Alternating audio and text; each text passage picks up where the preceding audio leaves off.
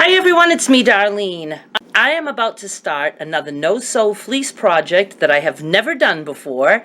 I have actually seen this one though. Let's start over. Okay, phone call interrupted by train of thought.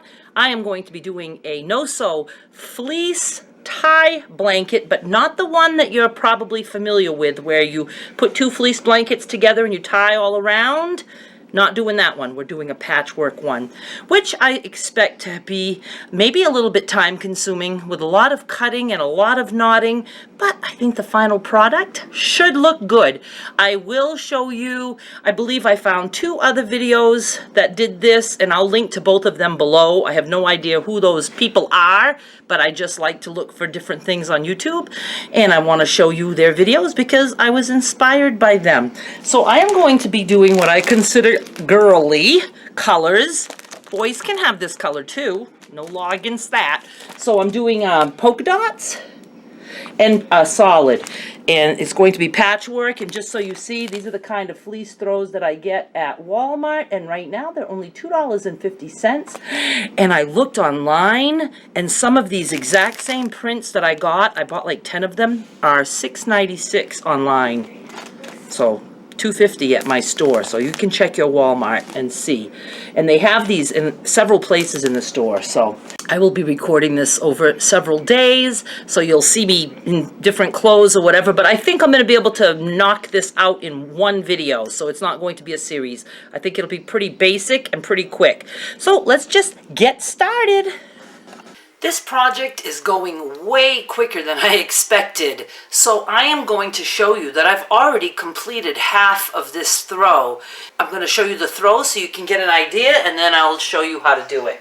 But this is part of it, and you can see that it's patchwork fleece, but we have tied all the squares together. I think it is perfect for little children who love a blanket to cuddle with because they get to feel the fringe. There's the knots. They can put their fingers through the holes if they want. I just think there are a lot of kids who would really love this.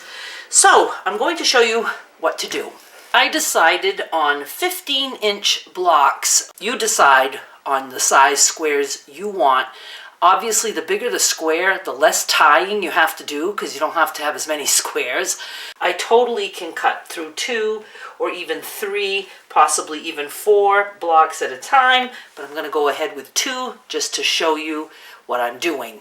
As always, we don't have to worry about perfection here. I just lay these on top of each other. If they're crooked, doesn't matter. What you do want to do is go get a cereal box or any box of cardboard that you can cut through and cut out a 3 by 3 inch square. This is going to be very helpful. You're going to lay that on each corner of your block, and we're going to cut out the corners, and it's just going to give you a guide to go by.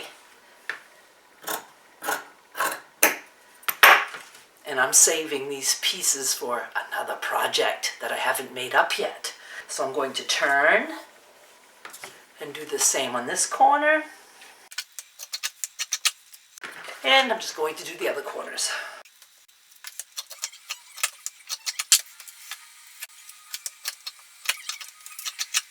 So now I have a piece that looks like this. Now we're going to be fringing all these parts. And I'm going with a 1-inch wide fringe.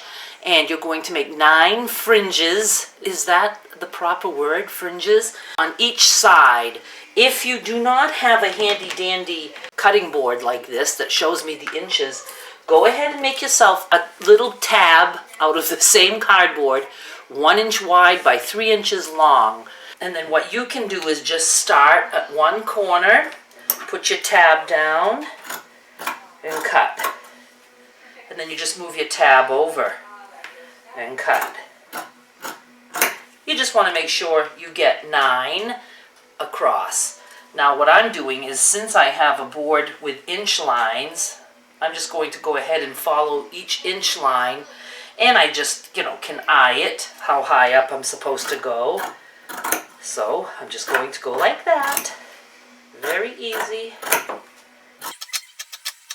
1, 2, 3, 4, 5, 6, 7, 8, 9. It works every time. So I'm just going to go ahead and do that to all sides.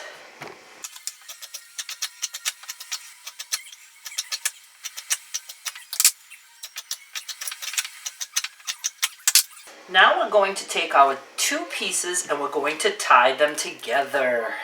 You will find that one side is stretchy, the other side is not.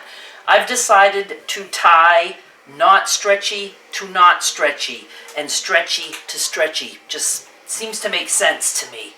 This is important because you will get screwed up. Put your panel down and fold back your 9 fringes. 1, 2, 3, 4, 5, 6, 7, 8, 9. This step is worth doing because it can get complicated and you can mess up on which fringe you're tying. So I'm going to do the same this way. So I'm doing the non-stretchy tabs. Okay, now I'm going to put these together like this and I'm just going to start tying. I can zoom in a little bit. I'm just going to take the top 2 and I'm going to just do a simple knot. I'm actually doing a square knot. You just do whatever knot you know. Just going to make a knot and tie it together. And you're just going to go all the way down.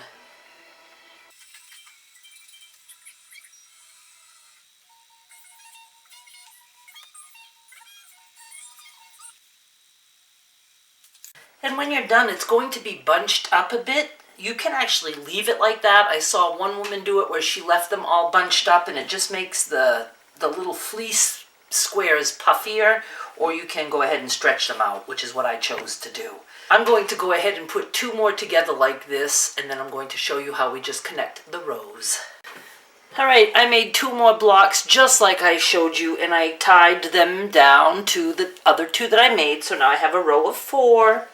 Now we're going to start to put this on to the other part of the blankie. Let me back up a little bit. Okay, this is going to have to go on this side. Okay, 1, 2. I'm only going to count those, and then I will do the rest after. 1, 2, and I'm just going to start tying those.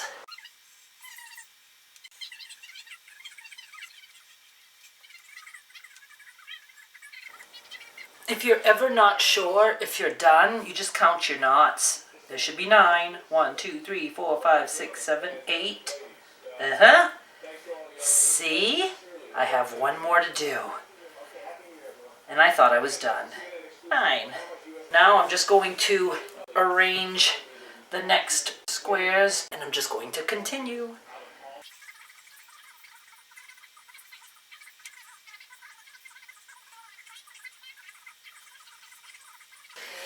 I just finished the whole row. I have 3 now put together. Only 1 more to go. It is the next night and I am done, and I will show you this closer. We'll go over to my computer. But I cannot believe I forgot to record the final step that I came up with, which was knotting the edges. I don't think I saw anybody else do this part. I don't know. Maybe they did. I just thought that the edges felt kind of limp, you know, with all these knots throughout the blanket. So all I did is, try to show you with the pink, might be easier to see. All I did was start at the corner. You know, I had a row going across like this, and I just took 2 and just tied them together. I just tied 2 more together, 2 more together, and I just went down the whole row that way, and it comes out as an even number. So you can just tie 2 together all the way down. So I just think it finishes off the blankie. So let's go on over to the computer and I'm going to talk to you about a few things. I just wanted to point out a couple of things for you.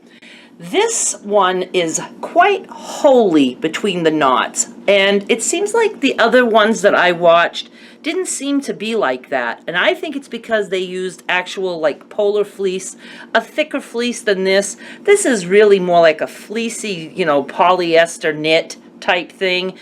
I mean, this is fine because this is inexpensive. I paid only $2.50 per throw. Fleece is going to cost you more. If you wanted to practice on one and see if you even like the process, I say go buy yourself some cheap fleece throws and play with those. Then if you want to make a nicer one, you can go ahead and invest in actual fleece. And then the other thing is, this would not be good for a baby to lay on because of the knots. Those knots are pretty hard, so that wouldn't be good. The other thing is, in the corners, when you have 4 corners joining, you know, that's a significant hole right there. You could always take a scrap piece of fleece and just, you know, make a little strand of fleece and then, you know, put it in there and tie a knot. So you could knot that if you don't want it like that. But other than that, I don't know really too much else to say. Oh, the other thing is, if you wanted to trim these shorter, you could, and it just wouldn't look so messy. But again, I used a 3-inch fringe because I found that most people use 2 inches. I found it was just too hard to tie together, especially if you were to use polar fleece. Little short tabs like that of very thick fabric, it's hard to make a knot. So I went with 3 inches. Do take that into consideration when you decide on what size square you're going to have. For instance, I had 15-inch blocks, but then when I cut fringe that is 3 inches on all sides, that's 3 inches, and 3 inches is 6 inches that I'm going to lose in the size of the block. So my blocks, after they're all tied, are actually only 9 inches. I mean, you can make this as big or small as you want. And like I said, I just think kids that like to feel things...